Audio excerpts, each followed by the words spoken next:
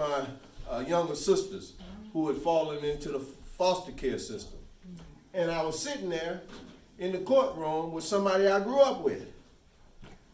And the person, the sister who I grew up with, she said, "You look awful familiar, but you couldn't be that. You couldn't be him. No." She said, "Because you look like a minister or a lawyer or a doctor or somebody." I said, "Yeah, it's me." But it's a new me. Yes. Because I had been refreshed. I had been cleaned up. And a different spirit had been put into us. Imam Qadir Muhammad, he said, they asked him who would support him. And what kind of men and women would support his new leadership. He said, "Well, I'm not looking for men and women to support me." He said, "I'm looking for empty vessels to put men and women into." He said, "I found plenty of empty vessels in the house of Elijah." So we are new people. We are new people by virtue of our experiences and also by virtue of the language that has come into us. The Quran develops us as individuals. Aisha, radiallahu anha, may Allah be pleased with her, wife of Muhammad the Prophet, sallallahu alayhi wasallam, she was asked a question. A person came to her home and wanted her to give a physical description of Prophet Muhammad. This person wanted her to tell him how tall he was and how he looked. She said, "Physical description?" She said, "Have you read the Quran?" The person said, "Yes." She said, "That's him in action." So the Quran walking. And that's what we are to become. We are to become the embodiment of the principles and the knowledge and the spirit that's in the Quran. And then we're to carry that in our walk and in our talk and what we do and what we say. So alhamdulillah, I'm going to sit down. And I feel good. I hope y'all feel good. We love this message. This message is a part of our life. And we want it to get clearer and clearer, brighter and brighter. And one day, inshallah, Allah is going to give us more access to things that allow us to reach a broader public. But we're happy that you're here and happy that Imam Saeed and your community invited me here. And I'm going to sit down now and we can... Takbir. Allahu Akbar. Takbir. Allahu Akbar. Alhamdulillah. Yes. Assalamu alaikum. We want to take some questions. I had a because I think when you hit it on that money, so many of us think like, "Well, take the money and do this." But I think one of the things that Imam Muhammad told us, said, "No, I'm the leader of this community, and we're not going to take any money and have somebody else come here." Yeah. And instruct this community, and that was one of the reasons why the money didn't reach us. No, the money didn't reach us for other reasons too. They lied. They lied. Yeah. So many of them, when they raised money saying the money was coming to us, and they were actually liars. Matter of fact, Imam Qadir Muhammad was at one event in Washington D.C. and the government. One of the major governments with billions and billions of dollars offered him some money, gave him the money in a public meeting, and they gave him, for our community, they gave him a check for $50,000. And Imam Muhammad looked at it, and he said, "This would be a nice gift for my great-great-grandchildren." But if this is a gift for this community, this is an insult. And he gave it back. That's insulting. Yeah. So assalamualaikum one more time. We want to acknowledge the beautiful lecture by Imam Abu Qadir Al-Amin. One more time. Takbir. Allahu Akbar. Takbir. Allahu Akbar. Takbir. Allahu Akbar. I told you he's very unassuming with this. Dynamite. Alhamdulillah. So, brother, you want to take some questions? Yeah. some questions, and please, oh, you wanna sit down, brother? Would you like to sit down? He wants to sit down. No, I stand. But, no footballs, no personal problems, no community problems. If you do that, cutting you off is not gonna be nice. Yes. Okay. Well, Yes, my sister. okay, thank you, Sister Imam. Fatou. Thank you so much. I wanted you to make the connection between, wasn't Sister Clara Muhammad the first believer when she came to her husband, the Honorable Elijah Muhammad, and said Farad had a message, and make that connection between the Prophet, peace be on him, and Khadijah. Right. Yes, alhamdulillah. Thank you. The way that we received the history about how the Honorable Elijah Muhammad was exposed to the message of Mr. W.D. Farad, Sister Clara Muhammad, her and a friend had heard that there was this man who had a message for black people, a mystic named W.D. Farad, who was in Detroit teaching people. And her and her friend went and heard him first. And she liked the message. And she thought to herself that she thought that the message could help her husband. So she told her husband, Elijah Muhammad, who was Elijah Poole at that time, and she was Clara Poole, Clara Evans Poole. And she told him about the meeting. He went to the meeting. And when he heard the message, he stopped drinking. At that time, he had a drinking problem. And he came back from the meeting.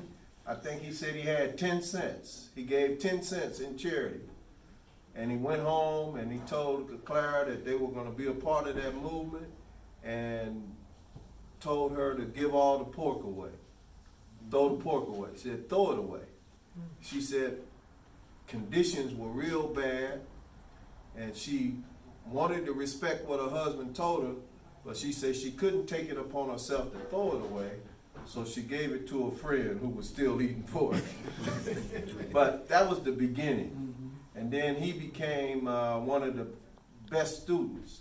At first he was given the name Elijah Kareem, and then later he became given the name Elijah Muhammad. And so that was the beginning. And similar to what Sister Fatou said, Khadijah radiallahu anha, may Allah be pleased with her, when Prophet Muhammad received the first revelation at the cave of Hira in Mecca, when the angel Gabriel came to him and told him, Iqra, read in the name of your Lord who created, read in your Lord is most bounteous, who teaches by the pen, teaches man what you know not, created from a clot. Those 5 verses that were revealed. He went home, he explained what he experienced to Khadijah, and it shook him up. And she confirmed, she said, whatever you experience has to be something that's good, because you help the poor and you help the orphans. So don't underestimate the value of women in the development and the growth and the stabilizing of the Muslim community. That's very, very important. Thank you. Thank you for that question. Shukran. And this is spiritual. I hope we got some people who are spiritually inclined.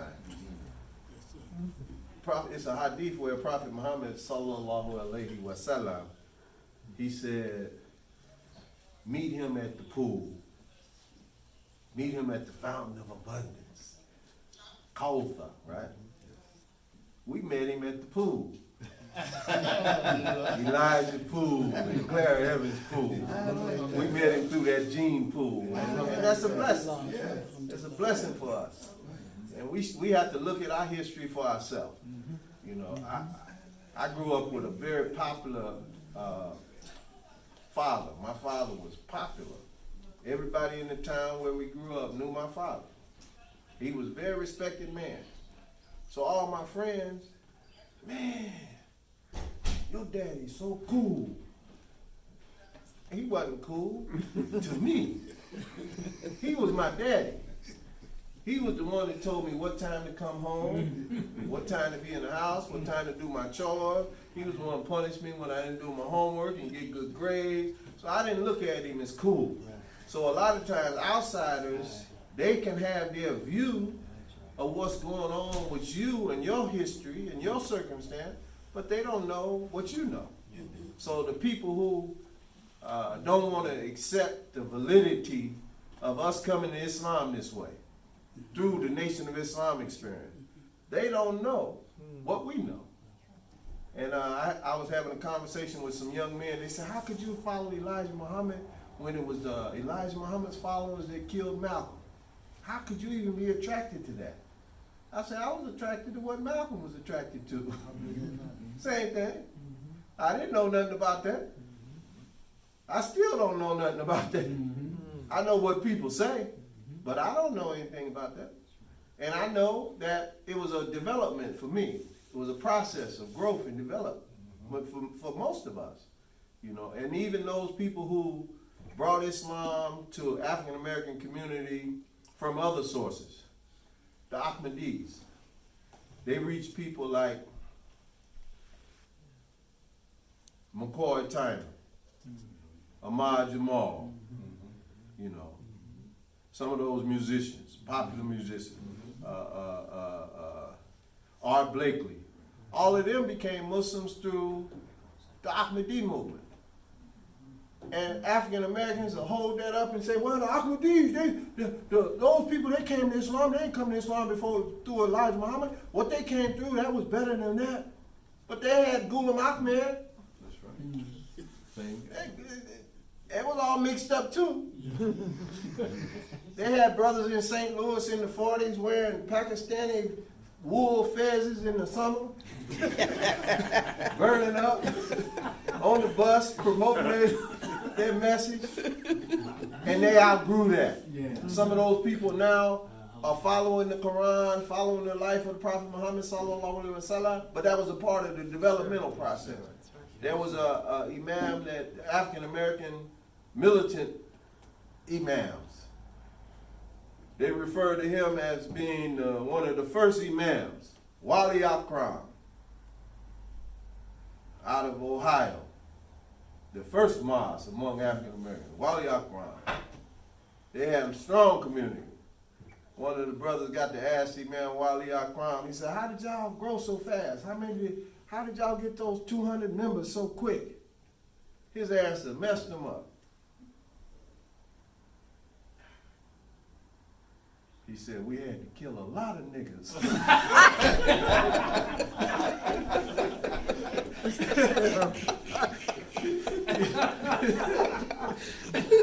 That's part of the history. I remember people act up in front of the mosque. You better not act up in front of the mosque. You better not disrespect the Muslim sister. A friend of mine, he's a friend of Brother James Rashid up here. He's a friend of ours. He was in front of the mosque in San Francisco, and the guy disrespected one of the sisters, and his family was in the car. His wife and his wife's parents was in the car. And the guy disrespected the Muslim sister, and he picked the man up and threw him over the rail down into the traffic. He said his marriage started getting shaky from that moment on. But we believed in defending our community, and we didn't allow people to disrespect us.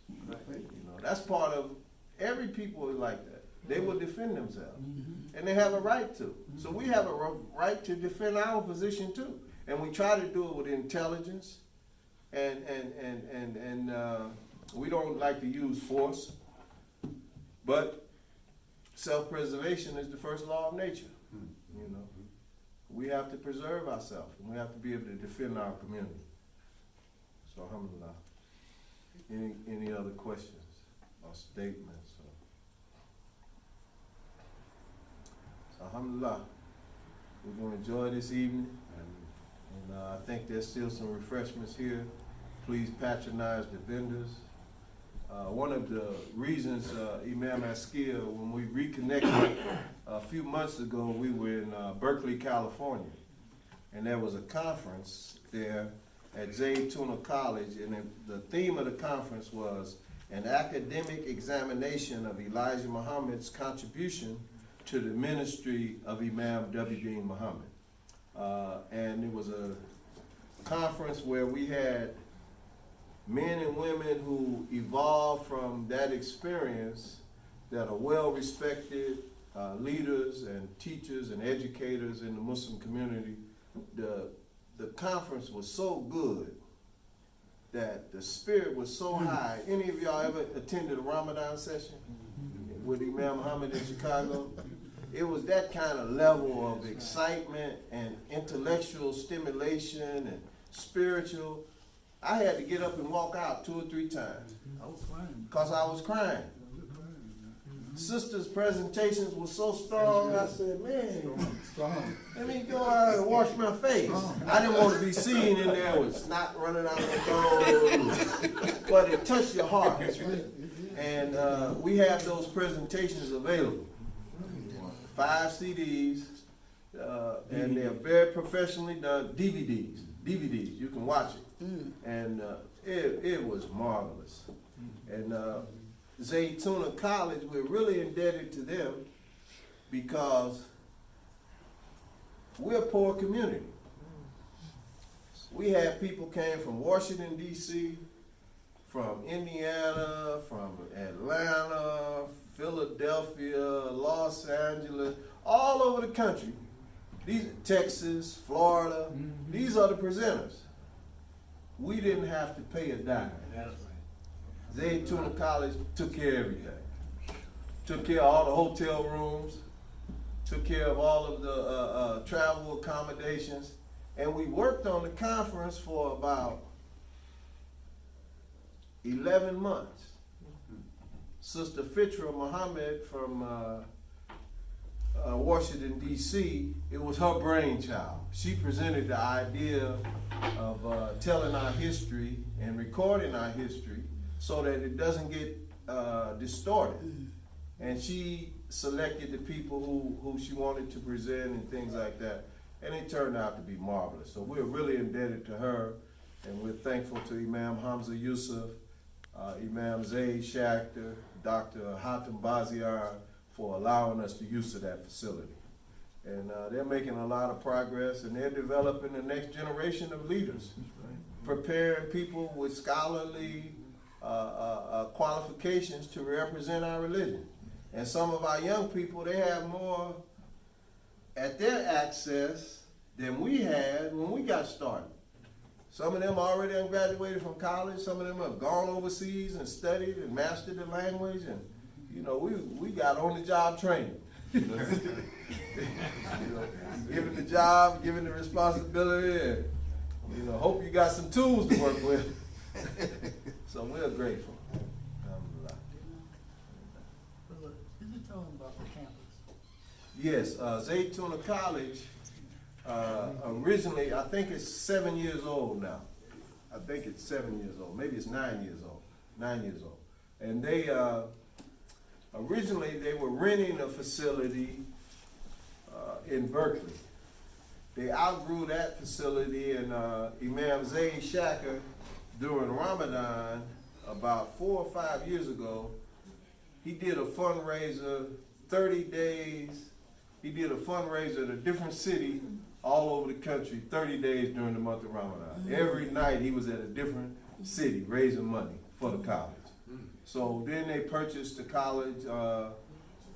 They have 3 buildings at the lower campus where we had the actual seminar. They have an auditorium that seats 300, classrooms, bookstore, real beautiful facility. Make you feel good to just see it.